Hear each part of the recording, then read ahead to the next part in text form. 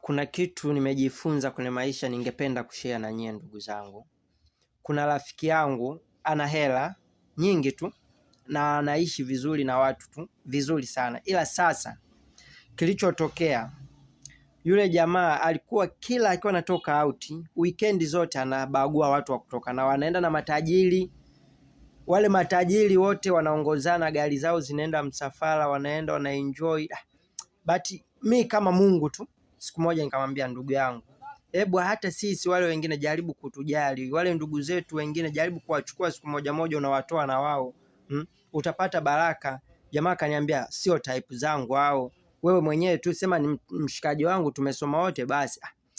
Niliumia sana, nikamwambia okay. Ila Mungu anakuaga na makusudi yake. Jaribu kutoka na hao watu. Tumeishi hivyo, baadaye mimi nimekuja kuona sio mtu sahihi upande wangu mimi. Tukaacha hata kutafutana kwenye simu, tukaacha kufuatiliana, mambo mengine yakaendelea. But imepita kama miaka 6.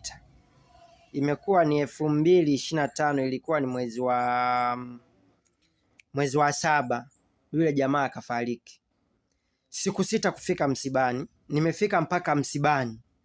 Cha ajabu, pale msibani tulivyofika pale, wale matajiri wote marafiki zake wapo, zimepaki gari zao pale pembeni. Iliniuma sana, nikasogea pale kwenye Nzengo, kwenye ule uongozi wa Nzengo. Tumekaa pale tumepiga story safi tu.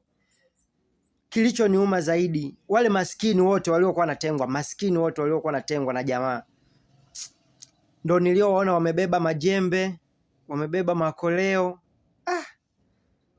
Wale maskini ndo walienda kuchimba kaburi lake. Wale matajiri wamekaa kwenye viti, yani hawana hata habari yani. Inauma sana. Hebu tujaribu, tunapopata nafasi yoyote tujaribu kuishi kwa upendo. Hili niumiza sana sana sana. Hebu naombeni mtumie hii nafasi kujifunza. Niliumia sana. Hao tunaowatenga maskini wa mwisho, hao ndo wanachimba makaburi yetu. Nawapenda sana. Hebu tujaribu kujifunza. Tunapopatwa na vitu tunachukua hiyo fursa kujifunza.